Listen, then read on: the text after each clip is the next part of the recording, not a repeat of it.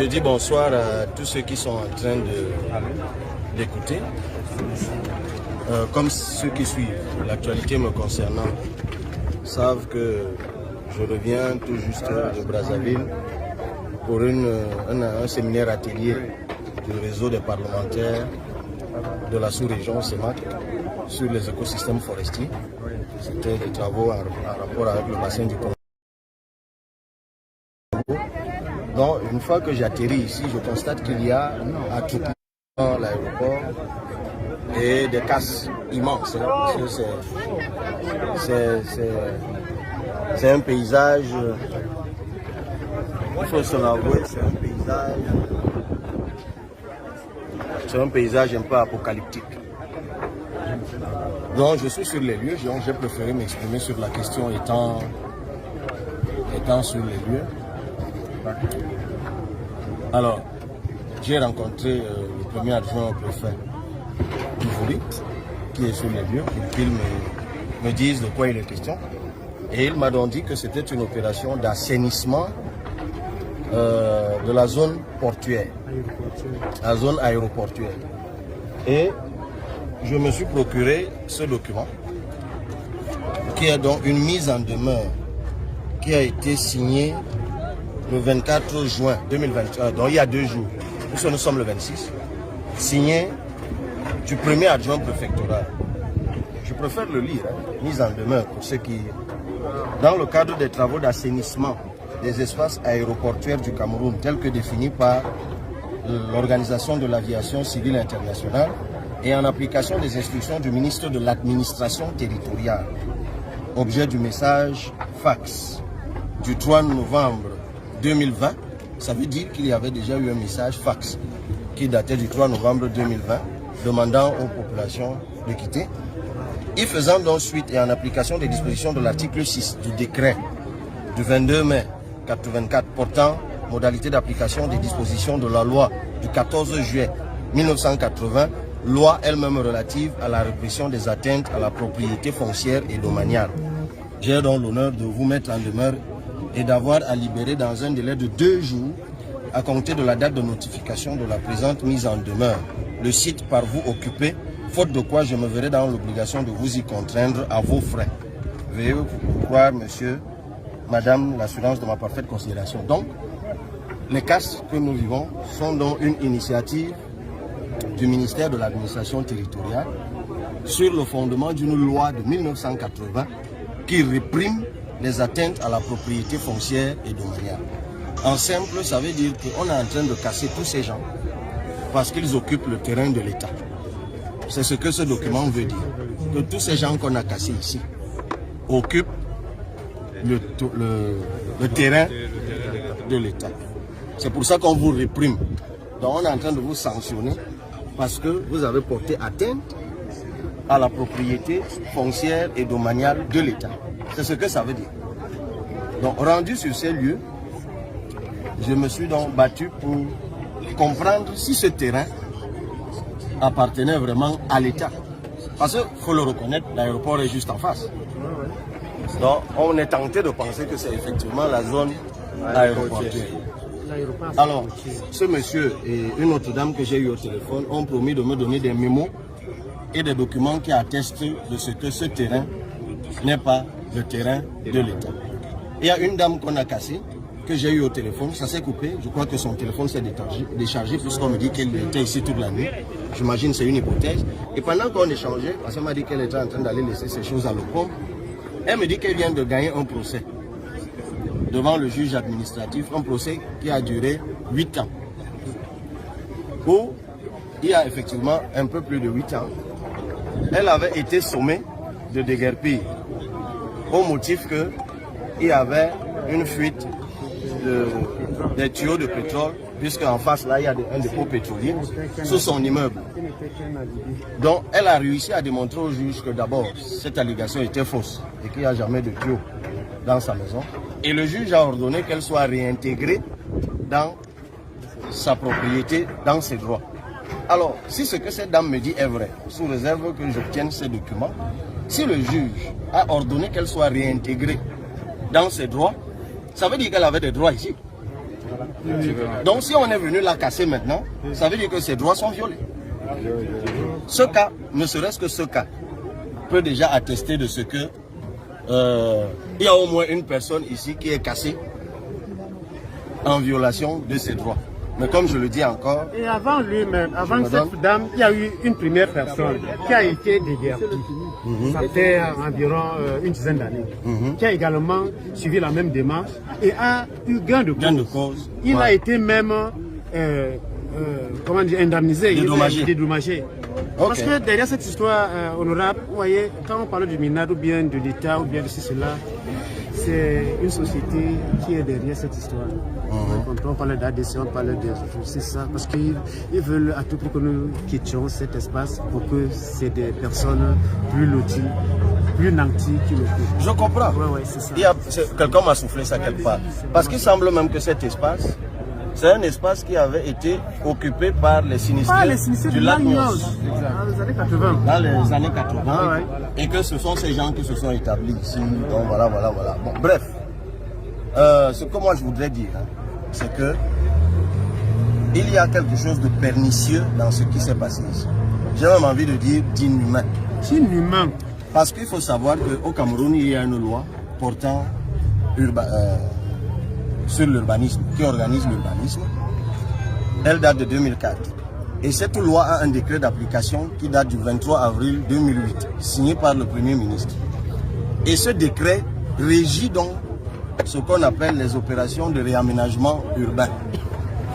Et ce décret dit ceci, pour que vous compreniez bien, qu'en matière de réaménagement urbain, il y a deux hypothèses.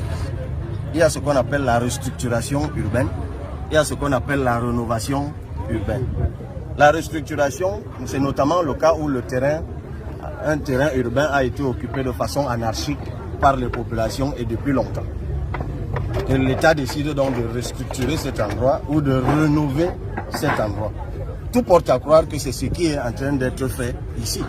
Puisque le prétexte, ce que le préfet m'a dit, c'est que comme la canne, il y a eu le Chan, on a cassé en janvier, la canne arrive, on veut donc réaménager les espaces, cet espace aéroportuaire. Ça veut dire que c'est une opération de rénovation urbaine. Ça devrait donc suivre les dispositions du décret de 2008. Sauf que, et c'est là où c'est pernicieux, dans le décret de 2008, l'initiative peut être prise par le ministère de l'Urbanisme ou alors la commune. Quand l'initiative de restructuration ou de rénovation a été prise par le ministère de l'Habitat, ce décret prévoit que les personnes qui vont être déguerpies doivent être indemnisées, qu'elles soient titulaires d'un titre foncier ou pas. J'insiste. Et c'est nouveau, c'est nouveau depuis 2008. Parce qu'avant, il y avait ce problème. Quand dans les zones urbaines, les gens occupaient des terrains, notamment illégalement, quand on venait, on les déguerpissait tout simplement parce qu'ils n'avaient pas de titre de propriété. Sauf que désormais, cette loi dit que dans le cadre de la restructuration de la rénovation urbaine, les populations déguerpies doivent être indemnisées, qu'elles aient titre foncier ou pas. Ça, c'est quand l'opération est menée par le ministère de l'Urbanisme et de l'Habitat. L'autre hypothèse, c'est que l'opération de restructuration et de rénovation est menée par la commune ou un groupement de communes. Dans ce cas, la loi dit que les populations, que ça doit faire l'objet d'un plan de rénovation ou de restructuration. Et que ce plan de rénovation doit être envoyé au ministère de l'Habitat qui le valide sous 60 jours. Et le décret précise que ce plan de restructuration ou de rénovation doit contenir les modalités et les indications de recasement.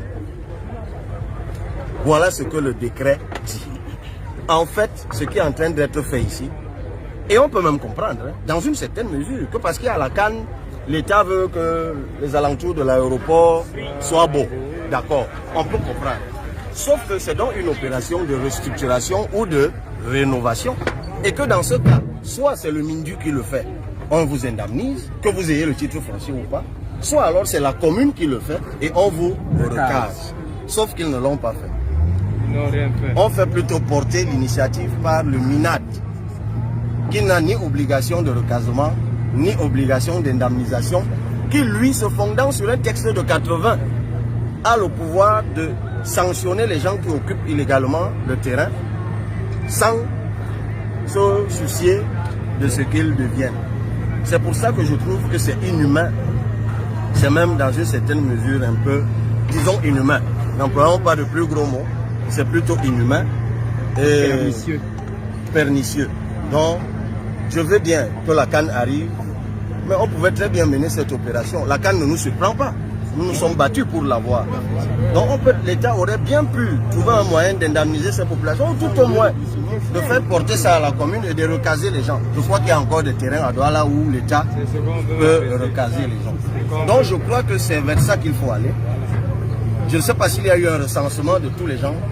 Mais nous sommes récents. Nous sommes auto-recensés. Vous êtes auto-recensés. Pour faire comprendre à ces autorités que, voilà, nous sommes quand même une cosmopolite, c'est-à-dire un groupe, un peuple à cet endroit. Hein? Ok. De toute façon, je rappelle à ceux qui ne savent pas où on est, qu'on est à Douala, devant l'aéroport. La zone s'appelle Newton Aéroport. C'est un vieux quartier, hein. J'ai croisé des gens qui sont ici depuis 20 ans. 30 ans. Ah ben, la maison à l'âge de 27 ans. Depuis combien de temps? 27 ans. Hein? Donc, et il y a les gens qui sont là 10 ans avant moi. Alors, donc voilà ce que moi je voulais. Je vais repartir. J'ai pris les contacts de certaines personnes ici. Madame Ebossé notamment, qu'on va essayer d'appeler. Vous-même, monsieur Job. Job Tundu. Job Ntou. Et monsieur Youssouf. On va se retrouver peut-être demain pour que je puisse avoir le mémo et tous les documents.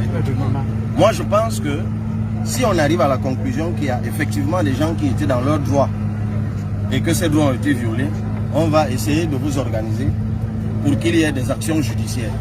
Bon, c'est le contentieux administratif, ça prendra le temps que ça prendra, mais même s'il faut que ça prenne 8 ans, comme celui de la dame, ça aboutira, justice sera faite. Parce que moi je dis encore que si on ne veut pas que les gens prennent les machettes et les gourdins pour régler leurs comptes, il faut au moins que la justice puisse faire son travail lorsque les citoyens sont en détresse. Parce que j'apprends que ce matin, on a enlevé, on a arrêté. J'ai vu des véhicules de militaires, de gendarmes, d'anti-émeutes. Enfin, la zone est plutôt militaire. Les gens ont été interpellés. Ça me dit, il y a des gens qui ont été arrêtés. On m'a même dit qu'il y a un imam. S'il vous plaît. Moi, je continue à dire qu'on n'est pas, si l'État s'y prend bien, humainement, on n'est pas obligé d'arriver à des situations où on arrête les gens, on se tire dessus.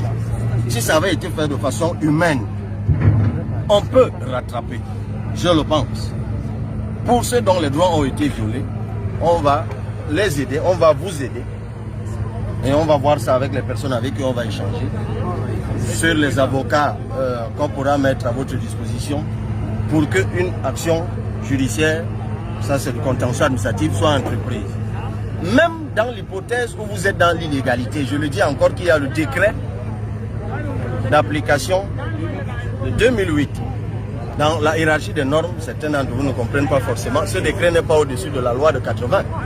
Mais c'est clair, ici, là, c'est une opération de restructuration et de rénovation urbaine. On ne peut pas qualifier ça autrement. Et cette loi dit ce qu'il faut faire dans ce cas-là. C'est-à-dire, soit indemniser si c'est le MINDU, soit recaser si c'est la mairie.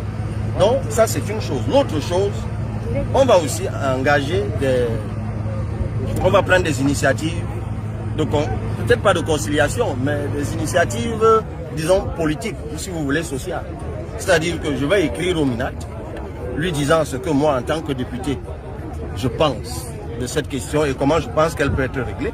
Je vais écrire également au ministre de l'Habitat, dès lundi, pour lui dire également de prendre ses responsabilités.